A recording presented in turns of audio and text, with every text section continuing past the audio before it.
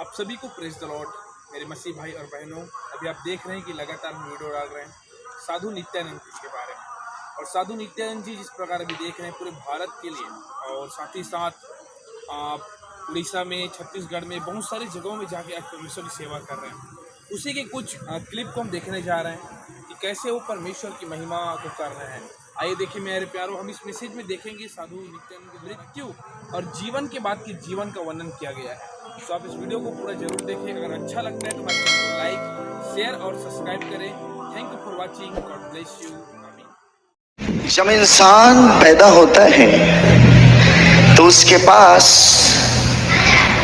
सांसें होती पर नाम नहीं होता, और वही इंसान जब मर जाता है तो उसके पास नाम तो होता है पर सांसें नहीं होती। और इसी सांस और नाम के बीच की यात्रा को जिंदगी कहते हैं। जब दिमाग कमजोर होता है तो परिस्थितियां समस्या बन जाती हैं, और यही दिमाग जब स्थिर होता है तो परिस्थितियां चुनौती बन जाती हैं। लेकिन जब ये दिमाग मजबूत होता है तो परिस्थितियां अवसर बन जाती हैं, क्योंकि ईश्वर की हर एक चोट के पीछे इरादा तुम्हारी नींव को पक्का करना है। उसकी हर एक चोट के पीछे तुम्हारी जिंदगी को बुलंद करना है। एक किसान, उसकी जिंदगी की बात, मैं जब यहां था, आ रहा था, देखा खेती है, हरियाली। ये हरियाली ऐसे नहीं है, उड़ीसा के लोग नेचुरल लोग हैं, प्राकृतिक लोग। और जो लोग ईश्वर के निकट होते हैं वो प्रकृति को संभाल के रखते हैं, क्योंकि ये हमारे लिए वरदान है। नेचुरल लोग हो, धरती से जुड़े हुए लोग हो, बाहर देख के जो नजारा हम देखते हैं उससे हमें समझ में आता है कि ये प्रकृति से जुड़े हुए लोग हैं, ईश्वर के लोग हैं। बादलों ने हड़ताल कर दी कि 10 साल बारिश नहीं करेंगे। अपने अपने फोन चालू कर सकते हैं। बड़ी बेचैनी हो रही है आपको। छोटा तुम्हारा देवता जो तुम्हारे जेब में है बाहर निकाल लो उसको। मेरे को कोई आपत्ति नहीं, आप बनाओ please, you can use, you are free to use. Hallelujah, hallelujah. मुझे ऐसा लगा कुछ लोग मुझे आत्मा में बोल रहे हैं कि फोन चालू कर लेने दो। कर लो। तुम न बोलोगे पर मेरे को तुम्हारी आवाज सुनाई दे रही है। एक किसान की कहानी बड़ी सुंदर। बादलों ने कहा 10 साल नहीं बरसेंगे, हड़ताल कर दी। सारे किसानों ने अपने औजार, अपने हल वगैरह पैक करके रख दिए, लेकिन एक किसान हल चला रहा है, खेती कर रहा है नियमानुसार। बादलों ने ऊपर से देखा, नीचे आए, बोले क्यों भाई क्या कर रहे हो, हम नहीं बरसेंगे, 10 साल की हड़ताल घोषित हो चुकी है। किसान ने कहा जब बरसोगे तब बरसोगे, मैं तो हल इसीलिए चला रहा हूं कि कहीं इन 10 वर्षों में मैं हल चलाना न भूल जाऊं। ये बात जब बादलों ने सुनी डर गए, आपस में कहने लगे अरे कहीं ऐसा ना हो कि हम भी बरसना न भूल जाए, बरसो।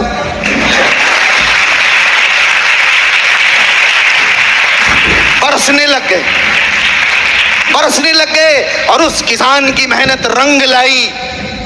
बात याद रखिएगा, जरूर परिस्थितियां हमारे विरोध में हैं, जरूर कठिन समय है, लेकिन हम रुकेंगे नहीं। और जो लोग कठिन परिस्थितियों में नहीं ठहरते उनकी मेहनत रंग लाती है। याद रखिएगा, हमारा कठिन समय है और यही समय हमारे लिए अवसर है, यही समय हमारी परीक्षा का है, और जब नहीं रुकोगे उसको भी उतरना पड़ेगा। याद रख लीजिएगा।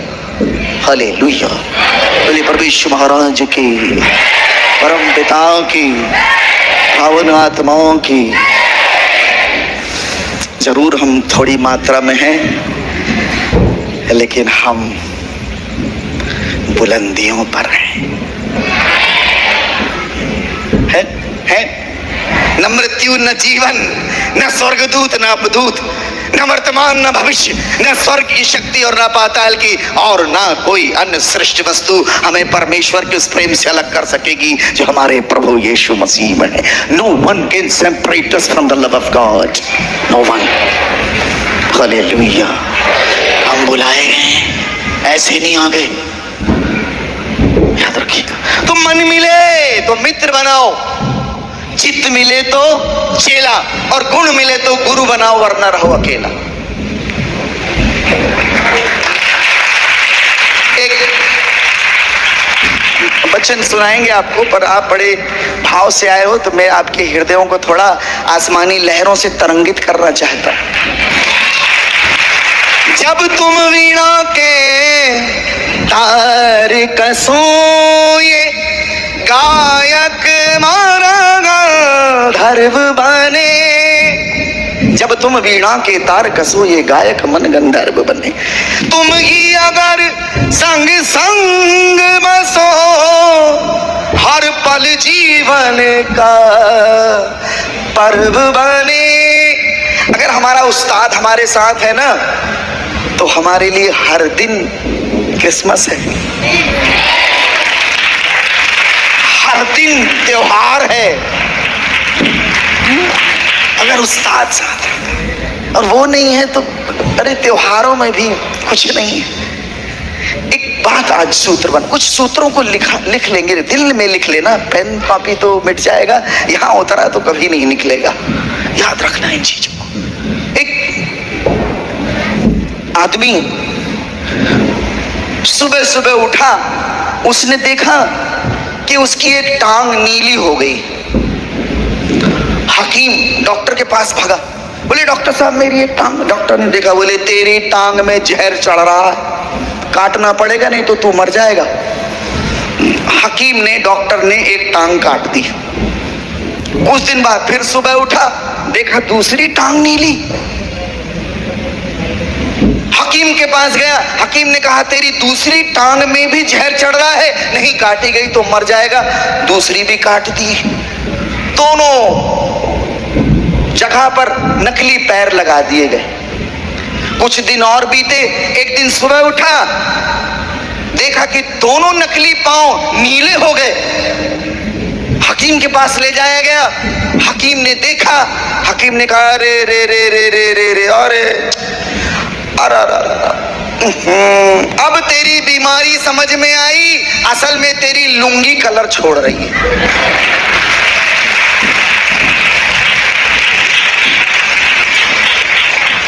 कट गए दोनों पांव। ना गुरु भया ना शिष्य भया, लालच खेलिया डांव, और दोनों जाके डूब मरे चढ़ पाथर की नाव। गुरु गुरु में भेद है, गुरु गुरु में भाव, सोई गुरु नित बंदिए शब्द बतावे दाव। जाका गुरु है आंधरा, चेला खरा निरंध, अंधे अंधा ठेलिया, दोनों कूप पड़ंत। अगर अच्छा गुरु नहीं है, दोनों पैर कट जाएंगे, बर्बाद हो जाओगे। एक अच्छा गुरु, पथ प्रदर्शक चाहिए। ये पथ प्रदर्शन की ही आज संगत हो रही है, पथ प्रदर्शन की। 26 साल चले आए हैं और ये ऐसे फलन नहीं उगाए, इनमें मेहनत की गई है, इनमें पानी सींचा गया है, इनको बरता गया है, इन्हें संभाला। ऐसे नहीं आए हो, किसी ने आप पर मेहनत की है, दुआएं की है, अरदास चढ़ाई है, आपके लिए कुछ सूक्ष्म रूप से, अदृश्य रूप से मेहनत की गई है। बोलिए प्रभु यीशु महाराज की। आप बड़े सौभाग्यशाली हो कि आपको अच्छे पथ प्रदर्शक मिल गए हैं, क्योंकि संसार भटकाने वाला है। संसार में केवल भटकाव है, मैं उस चीज को अनुभव करता हूं। हालेलुया। बोलिए प्रभु यीशु महाराज की, परम पिता की, पावन आत्मा की। एक टीचर ने बच्चों से पूछा, बच्चों ये बताओ ईश्वर कहां रहता है? 100 रुपए इनाम। एक बच्चा खड़ा हुआ, बोले गुरुजी मैं आपको 1000 रुपए इनाम दूंगा। आप ये बता दो वो कौन सी जगह है जहां वो नहीं रहता? कौन सी जगह है जहां वो नहीं रहता? एक आदमी बाबा जी के पास आया, बोले बाबा जी मैं जिसको भी अपनाता हूं मेरे को छोड़ के भाग जाता है। तो बाबा ने कहा, गुरुजी ने कहा, अच्छा आज से अपने दुखों को भी अपना ले, वो भी तेरे को छोड़ के भाग जाएंगे। चेला बोला, चेले ने कहा, गुरु एक व्यक्ति ने आश्रम में गाय दान की है। गुरु ने कहा, अच्छी बात है, दूध पीने को मिलेगा। एक सप्ताह बाद वो चेला आके बोलता है, गुरुदेव जिसने गाय दान की थी वो अपनी गाय लेके चला गया। गुरु ने कहा, अच्छी बात है, गोबर उठाने की झंझट से मुक्ति मिली। परिस्थिति बदले, मना स्थिति बदल लेना, क्योंकि सुख और दुख जीवन के ही समीकरण है। और 2 दिन जिंदगी के हैं, एक तुम्हारे पक्ष में और एक तुम्हारे विरोध में, विपक्ष में। एक पक्ष एक विपक्ष। और जब पक्ष में हो घमंड नहीं करना, और जब विपक्ष में हो धीरज धरना। Hallelujah, hallelujah, hallelujah. टीचर ने बच्चों से पूछा, बच्चों ये बताओ कि कंडक्टर और ड्राइवर में क्या अंतर है? एक बच्चा खड़ा हुआ, बोले गुरुजी बड़ा अंतर है। अगर कंडक्टर सो गया तो किसी की टिकट नहीं कटेगी, अगर ड्राइवर सो गया तो कंडक्टर सो गया तो किसी की टिकट नहीं कटेगी, लेकिन ड्राइवर सो गया तो सबकी कट जाएगी। नेताजी खड़े होकर चिल्लाए, बोले मेरे को जिता दो, तुम्हारे नगर को स्वर्ग बना दूंगा। एक आदमी खड़े होकर बोला, तब तो हम लोग सब स्वर्गवासी कहलाएंगे। आपको पता है हमारे जिंदगी में कुछ सूत्र रखे गए हैं, बहुत इंपॉर्टेंट सूत्र हैं। हम लोग वचन में चले, ये तो बहुत सारी बातें हैं, खत्म नहीं होंगी, अनंत है। हाँ जी, ये महिलाएं कौन कौन, हाथ उठाओ। महिलाएं, अरे तुम कहे हाथ उठाओ। महिलाएं हाथ उठाओ, वेरी गुड, हाथ उठाओ। अच्छा महिला मतलब लड़कियां सब, जितनी महिलाएं हाथ उठाना, एक बार हाथ उठाओ, वेरी गुड। जहां बाहर भी होंगी चिंता नहीं कीजिए, हम बाहर भी देख रहे हैं। नीचे हाथ करें, पुरुष हाथ उठाएंगे, वेरी गुड, नीचे कर लें। आपको पता है ये जो दाहिने तरफ बैठी, मेरे कौन से तरफ में है ये, और ये कौन सी तरफ है? हाँ, ये जो दाहिना है ये स्त्री का होता है, बायां पुरुष का होता है। दाहिने में जितना अच्छा है सब दाहिने तरफ विराजा हुआ है, और जितना खराब है वो बाएं तरफ है। मानो वो स्त्री का दाहिना दिमाग काम करता है, पुरुष का बायां। स्त्री को करुणा, दया, प्रेम, कृपा, सेवा, भक्ति वरदान में मिली हुई है। चाहे किसी का सत्संग हो, सबसे आगे बैठती।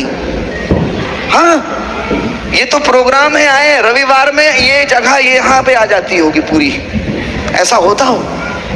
स्त्रियों को भक्ति दान वरदान में मिली हुई है। आपको पता है स्त्री का दाहिना दिमाग काम करता है और पुरुष का बायां। लेकिन आप दुखी नहीं हो, ये बड़े खुश हो रहे हैं।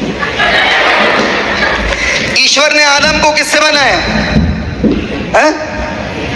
किससे? मिट्टी से। और स्त्री को किससे बनाया? हड्डी से। पसली से पहले वो हड्डी है ना। हाँ, आदम के अंदर से निकाली थोड़ी मिट्टी, मिट्टी से मिट्टी निकाली, आदम के अंदर से निकाली, और क्या बनाया? नारी, नर से नारी। अब वो फैक्ट्री बंद कर दी उसने, पुरानी वाली मोटरोला वाली। अब वो स्त्री के अंदर से आदम निकालता है, स्त्री के अंदर से। अच्छा, औरतें जब रोती हैं, जब ये तुम लोग रोते हो ना, तो ये औरतें रोती तो अपने मुंह में हाथ रखती न हो विश्वास तो घर में रो के देख लेना। और आदमी जब रोते हैं तो कहाँ हाथ रखते हैं?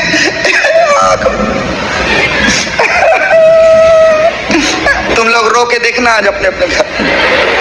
हाँ, कुछ प्रैक्टिकल किया करो, देखना तो 4-10 लोग इकट्ठे हो जाएंगे। चुप हो जा, शांत हो जा, मत रो। हंसोगे तो कोई पसंद नहीं करेगा, ये दुनिया हंसते को पसंद ही नहीं करती। रोगे तो 10, 20, 25, 50 आ जाएंगे चुप कराने के लिए, ये प्रकृति। तो औरत जब रोती है तो तो अपने मुंह में हाथ रखती है, आदमी जब रोता है तो अपनी आंख पर हाथ रखता है, क्योंकि ये कुदरत बताती है कि औरतों के ज्यादातर गुनाह उनकी जुबान से होती हैं, और ये कुदरत बताती है कि आदमी के ज्यादातर गुनाह उनकी निगाहों से होते हैं। और ये कुदरत मुजरिम का पता खुद ही बता देती है। तुम जहां हाथ रखते हो ना, वहीं दोषी हो। हेलो,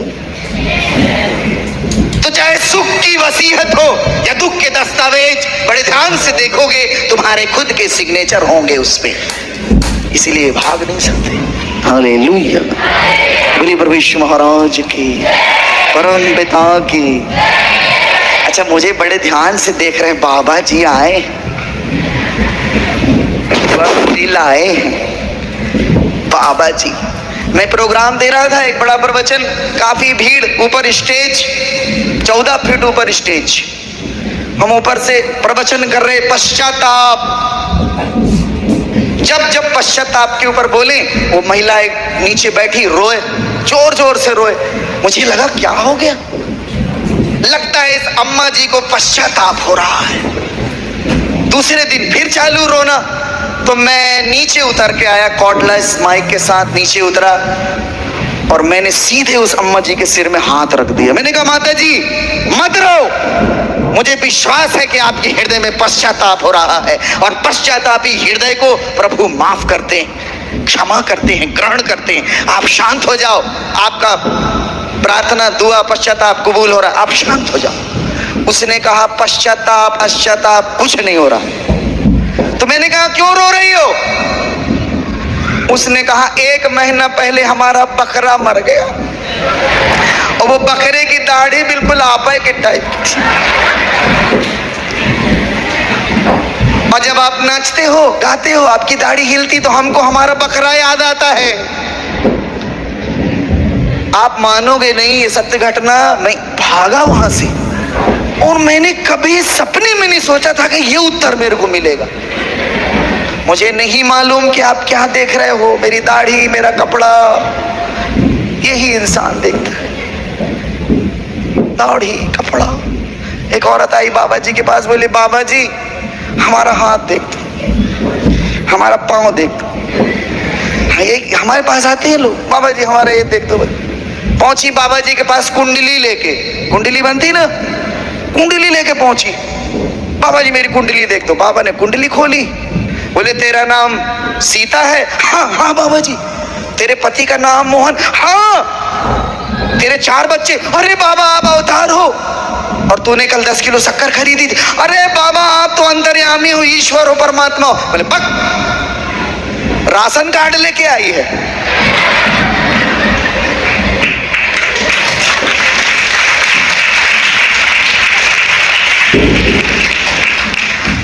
मुझे पता नहीं अपन क्या देख रहे, क्या ढूंढ रहे, क्या खोज रहे। आपको पता है, यीशु जी जब पहली बार यूहन्ना बपतिस्मा दाता ने, वो बहुत बड़े नबी थे, उन्होंने पहली बार यीशु जी को देखा तो कहते, पश्यामीश्वर मेष शावका यो जगतो पाप भारम भारती। देखो परमेश्वर का मेमना जो संसार के पाप। वो बात सुन के यूहन्ना के चेले यीशु के पीछे हो लिए, और जब वो हो लिए पीछे, तो यीशु जी पलट के देखते हैं और बोलते हैं, कीमनी वश्य था, क्या खोजते हो, क्या ढूंढ रहे हो? और वो सारी मानव जाति से पूछा उन्होंने। बाइबल के वाक्य किसी इंसान के लिए नहीं है, सारी मानव जाति के लिए है। बाइबल किसी व्यक्ति की बात नहीं, पूरी सृष्टि की बात करती है, क्योंकि एक एक व्यक्ति सृष्टि है, समष्टि है, समग्र है, विराट है, भव्य है, अगाध है, अनंत है, अनुपम है, अनूठा है। अंगूठा ऐसे करेंगे, इसी को लगाया आधार कार्ड में, एक एक अंगूठे की छाप अलग है। 7 अरब लोग इस पृथ्वी में हैं, अनेकों अरब मर गए, आने वाले हैं, लेकिन किसी के अंगूठे का चिन्ह किसी से मैच नहीं करता। याद रख लीजिएगा। अद्भुत, अद्भुत। आपके जैसा बर्तन इस सृष्टि में कभी नहीं बना। आप अनूठे हैं। अपने आप को कभी कमजोर, दुर्बल और अकेला नहीं समझना। आपकी छाप इस प्रकृति में पहली बार बनी है और कभी नहीं बनेगी। आप अनूठ हैं, यूनिक हैं। Hallelujah, hallelujah. बोलिए परमेश्वर महाराज की, परम पिता